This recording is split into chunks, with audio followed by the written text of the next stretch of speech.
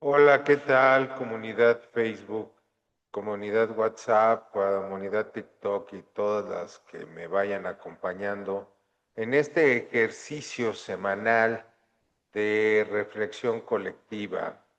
Eh, en el video anterior les comentaba que esto inició como pues una técnica para propiciar la participación de mis alumnos en clase, tratar de tocar ciertas fibras en ellos con reflexiones, con frases que pudieran conectar con sus vivencias y que de alguna manera sirviera para calentar motores cognitivos y los hiciera hablar, participar y de ahí se fueran conectando con la clase. Pero esto ha ido evolucionando un poco más y se ha convertido también en una manera de pensar, de reflexionar acerca de ciertos temas, de sentirme acompañado en inquietudes y bueno, pues también quiero pensar de formarlos y de generar una comunidad que estamos pensando en voz alta, que estamos colaborando para entender la realidad de una manera más compleja. Y de eso va la reflexión perrona de la semana.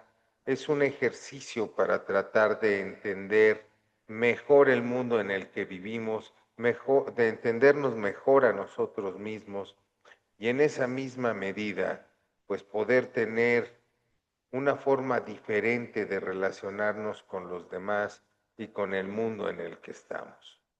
La frase perrona de esta semana o la reflexión perrona de esta semana es la siguiente. Es de Immanuel Kant, del libro Crítica al Juicio.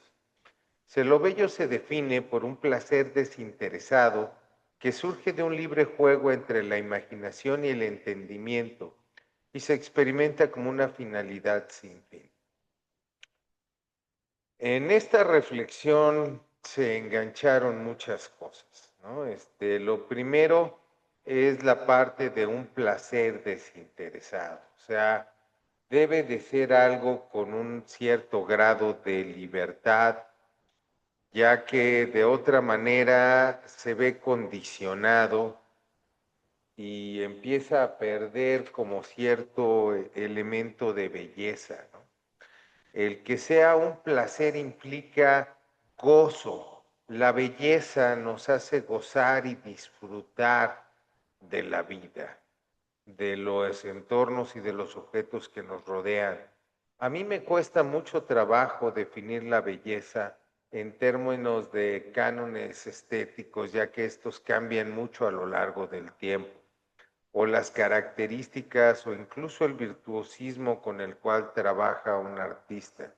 Para mí la belleza tiene que ver o me es más fácil acceder a su comprensión a través de sus efectos. La belleza nos transforma una vez que hemos sido capaz de verla. Esto quiere decir que no todo el mundo es capaz de percibir la belleza. Se requiere de una cierta educación y entrenamiento para poder percibir lo que de bello tenemos a nuestro alrededor. Incluso hay gente que puede chocar de narices contra la belleza y no alcanzar a percibirla. Por lo que creo que una de las finalidades de aquellos que nos dedicamos tanto a la educación como a la salud mental tendría que ver con esta cuestión de formar comunidades y en las cuales se vaya formando esta sensibilidad que le permita a las personas percibir y acceder a la belleza de su mundo, incluso en las condiciones más desesperadas, en las más terribles. Puede percibirse belleza y eso nos transforma y nos ata a la vida de una manera diferente. Encontramos que en esta educación hacia la sensibilidad hay ciertos retos, ¿no? Creo que Kant lo pone de manera interesante cuando plantea esta parte de un libre juego entre la imaginación y el entendimiento. Aquí de repente surgían varias conversaciones, sobre todo en relación con expectativas.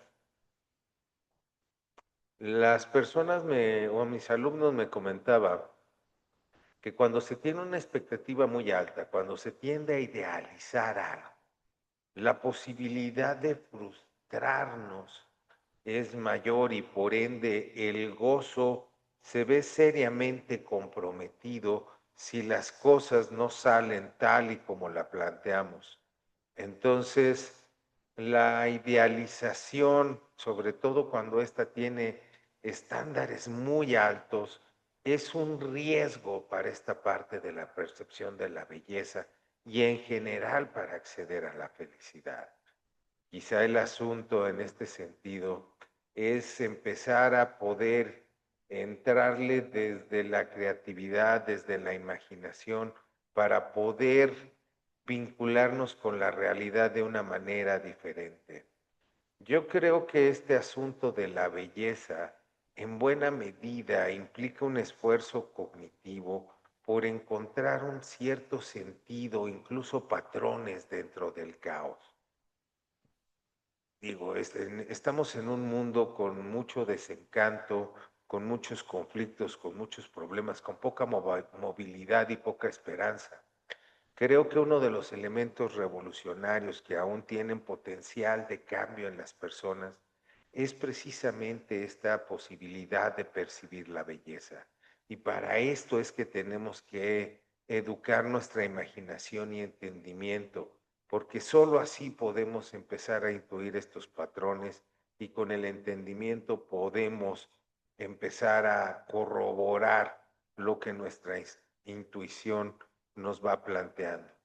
Otra de las vías de reflexión que surgieron alrededor de esta sensibilidad es que se requiere no solamente de la razón, que sí me parece muy importante, se requiere de un estado emocional, afectivo particular. Mis alumnos me referían que cuando están enamorados es mucho más sencillo ver belleza, de hecho es casi natural. Eso me hace pensar en una cosa, sobre todo retomando a esta socióloga Brené Brown, que enamorarse en buena medida implica acceder a un estado de vulnerabilidad. Entonces, para que la belleza te pueda transformar y pueda tener como esta capacidad revolucionaria de renovación personal que tiene la belleza, uno debe de llegar dispuesto a tener esta emoción de vulnerabilidad.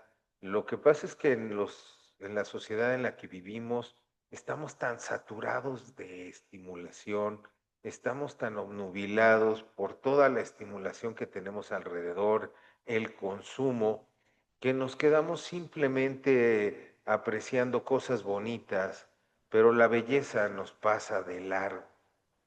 Entonces, el asunto quizá también está en aceptar nuestra vulnerabilidad y ponerla en juego en las cosas que hacemos, en el trabajo, en los vínculos, en las relaciones, y aceptar entonces la posibilidad de que el otro o lo vivido me transforme.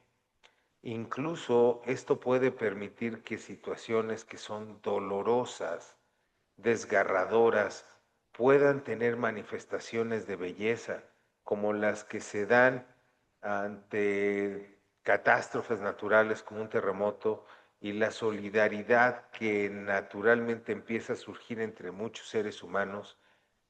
He ahí una dosis intensa de belleza.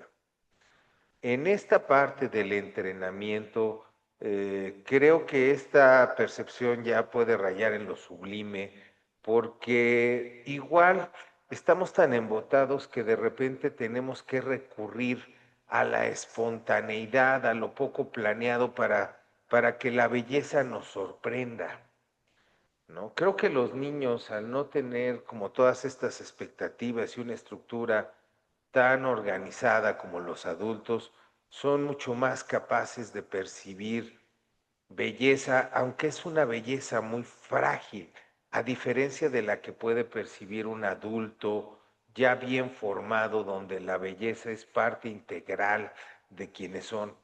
Déjenme pongo un ejemplo. Hace muchos años platicaba con una amiga que me contaba una anécdota con su hijo. De repente estaba, pues ella platicando con su hijo y de repente le preguntó qué onda con los arcoíris. Y pues ella le dio una explicación completa de la descomposición de la luz, del espectro de colores en los cuales se puede transformar la luz blanca, y veía que mientras le explicaba esto de la luz a su hijo, su rostro se iba mostrando descompuesto. Ella finalmente le preguntó por qué y de dónde venía la curiosidad de los arcoíris. Entonces su hijo le señalaba de repente una mancha de aceite que había dejado el carro y le dijo, es que yo pensé que eso era un pedacito de arcoíris que se había caído. Este tipo de felicidad es efímera, este tipo de belleza tiene que ver con una percepción inocente de la realidad, donde pues ciertas características que me sorprenden, que me deslumbran, pueden llevarme a apreciar una belleza que está allí, pero eso les digo es frágil.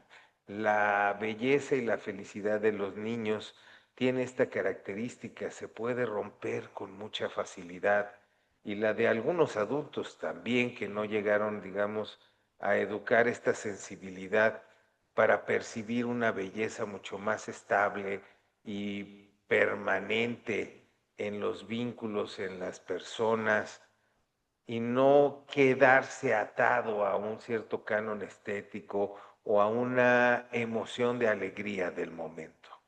Esta parte de la imaginación y el entendimiento puede hacer que la belleza trascienda incluso al mismo objeto que la generó en el momento y que se vuelva parte integral de la mirada de aquel que la percibió. ¿Sale? En este sentido, podemos hacer de la belleza un estilo de vida, vamos a decirlo así, y con esto va la parte final, ¿no? Se esperan como una finalidad sin fin. Realmente la belleza no es que la estemos buscando desesperadamente, creo que incluso más que descubrirla, la vamos recreando primero en nuestra mente, en nuestra imaginación, en nuestro entendimiento, y solo después es que somos capaces de verla. Aquí es creer para ver y no ver para creer. En la medida de que tenemos esta fe, esta esperanza en la belleza, en su potencial de cambio, nos podemos ir alejando de la desesperación, de la desesperanza, del dolor y sufrimiento sin sentido, para entonces poder abrazar esa belleza que siempre estuvo enfrente de nosotros, pero que nosotros no teníamos la capacidad de ver. Finalmente, una pregunta que me hicieron que me parecía bien interesante era por qué resulta a veces más fácil percibir la belleza y en general percibir la realidad que percibirnos a nosotros mismos. Es decir, ¿por qué resulta más fácil percibir la belleza en otros objetos y no en nosotros mismos?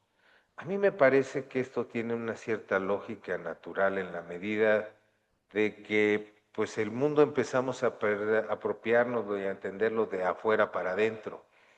Y en todo caso, siguiendo con esta metáfora de apreciación, pues la única manera que tenemos de conocernos a nosotros mismos es al vernos reflejados en, es decir, solo podemos percibir nuestra belleza cuando tenemos una superficie donde ésta se vea reflejada. Para mí los otros, las personas, pueden ser espejos, algunos que nos distorsionan una parte del cuerpo, otros más fieles. Pero creo que por eso cuesta tanto trabajo percibir la propia belleza, porque necesitamos de un buen espejo. Y no siempre encontramos un espejo que nos refleje esa parte de la belleza, ya que dentro de nosotros o en nuestra forma de ser hay muchísimas cosas y algunas de esas no son bellas. ¿no? A veces incluso necesitamos espejos oscuros que nos permitan ver una belleza diferente a la que creemos tener en la parte oscura de nosotros mismos.